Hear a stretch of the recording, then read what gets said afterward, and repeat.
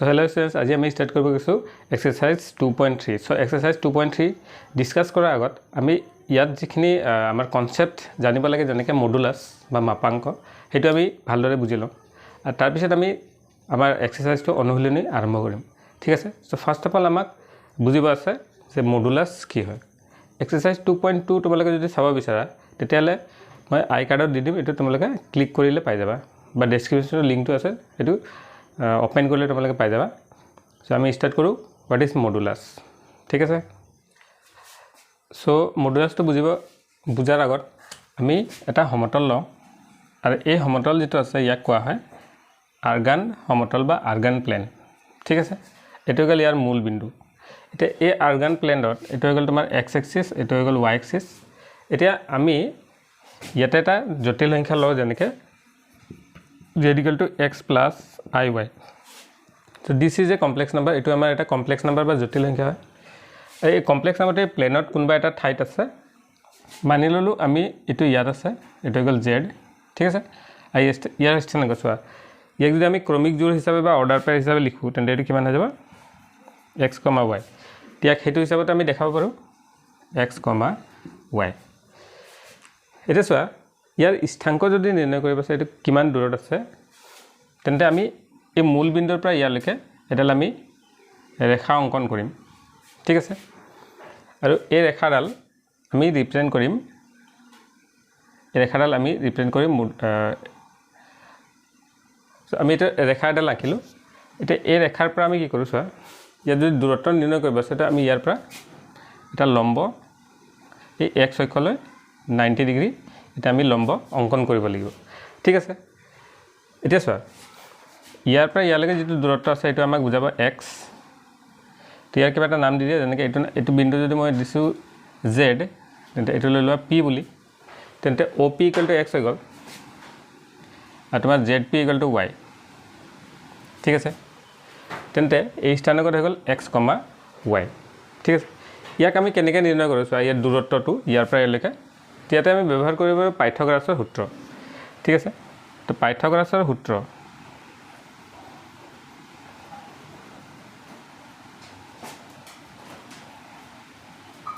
পাইথাগোৰাছৰ সূত্ৰৰ পৰা আমি কি পাওঁ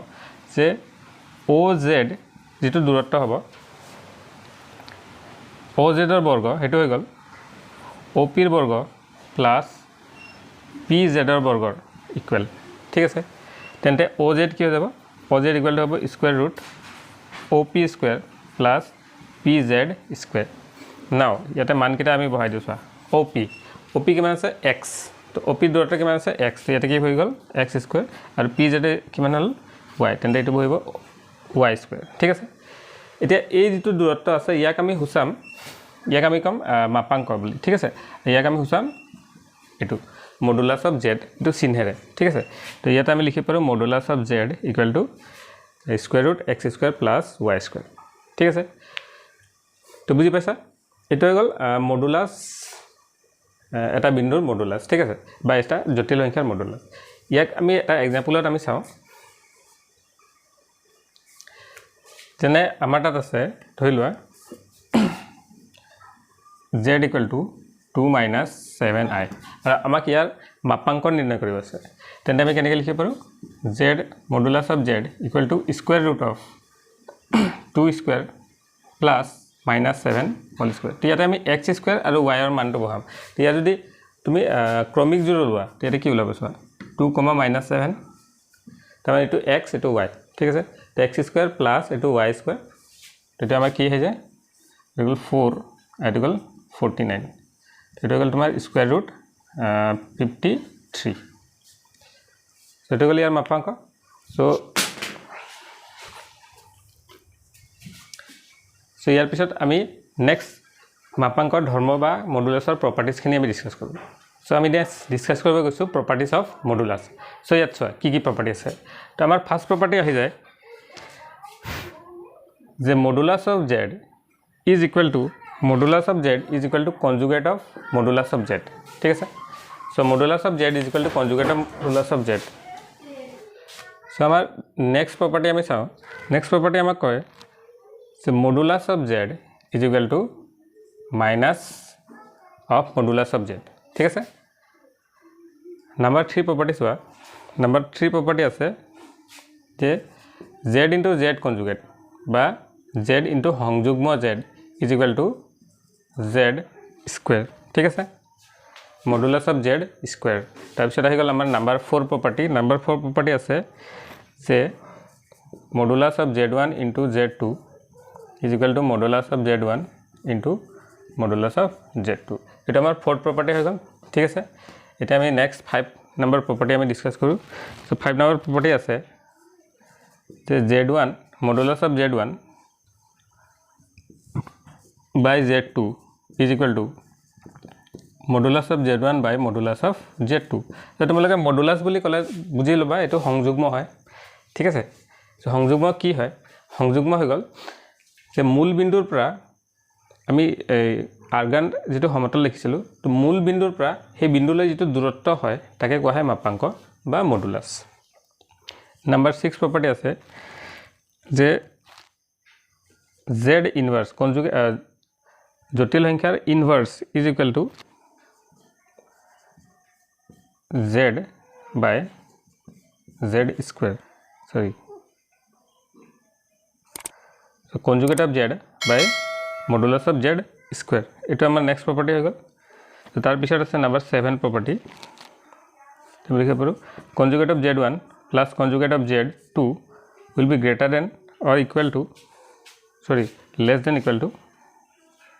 conjugate of z1 plus conjugate of z2 ঠিক আছে তো এই দুটা জটিল সংখ্যাৰ সৰি মডুলাস এই দুটা জটিল সংখ্যাৰ মডুলাস লেস দেন বা ইকুয়াল হ'ব conjugate of z1 plus conjugate of z2 ঠিক আছে নাম্বাৰ 8 প্ৰপাৰ্টি চোৱা যে ইয়াৰ যেটো সাবট্ৰেকশন হ'ব z1 minus z2 will be greater than or equal to modulus of z1 minus modulus of z2 এটো গলা 8 নম্বৰ প্ৰপাৰ্টি সো ফার্স্ট প্রপার্টি কি আছে সোয়া so modulus of z is equal to conjugate of modulus of z so এটো যদি আমি proof কৰিব বিচাৰো কেনেকৈ প্ৰুফ কৰিব পাৰো স্যাৰ প্ৰথমে আমি কনসিডাৰ কৰো let z equal to x plus iy ঠিক আছে সো ইয়াৰ মডুলাস ওলাই দিও মডুলাস অফ z কি ওলাব equal square root x square plus y square এটো আহিলে এতিয়া কনজুগেট অফ z ওলাই দিয়া সো কনজুগেট অফ z টো আমি কি পাম conjugate of z equal to x minus I y so ইয়াৰ যদি আমি মডুলাস লও এটা যাব এটো আহিব তোমাৰ x স্কয়াৰ প্লাস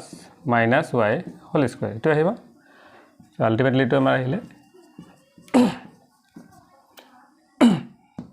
সো আমি কি দেখিলো দুটা সমান আছে so conjugate of z equal to sorry modulus of z equal to conjugate of modulus of z so এটা আমাৰ ফার্স্ট প্রপার্টি প্রুফ হৈ যায় সো সেকেন্ড প্রপার্টি তো হেনুকা আছে সো আমি সেকেন্ড প্রপার্টি চাও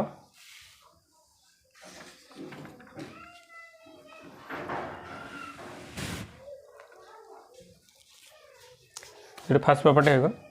সেকেন্ড প্রপার্টি চোৱা ইয়াত আমাক কৈছে এটো তো আমি অলৰেডি উলাই থৈছো চোৱা এটা আমাক ওলাব আছে তো ফার্স্ট অফ অল আমি মাইনাস z উলাই লম সো মাইনাস z মানে হৈ গ'ল মাইনাস x plus iy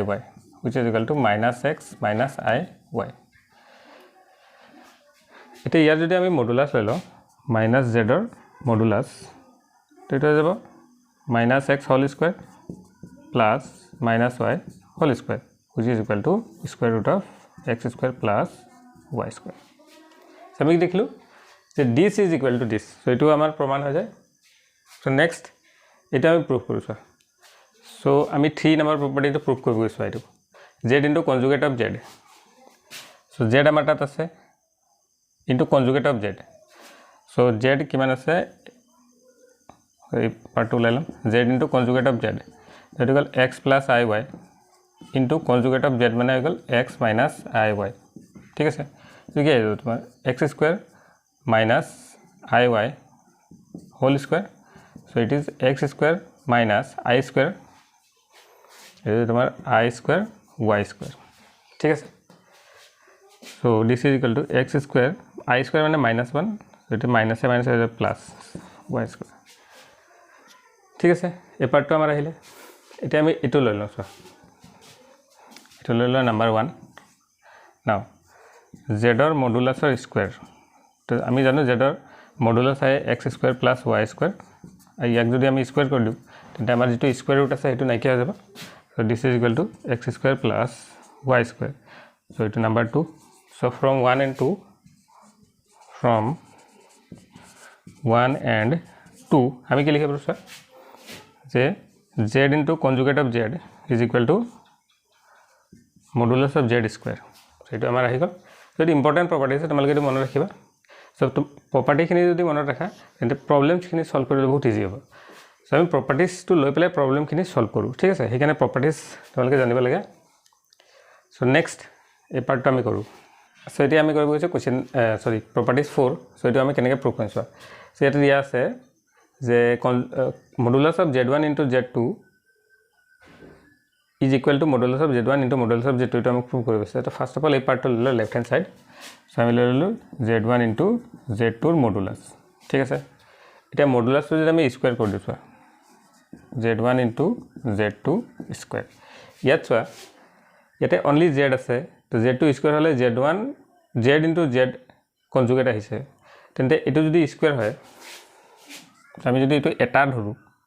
তেন্তে এটো কি আহিব এটো আহি যাব আমাৰ z1 into z2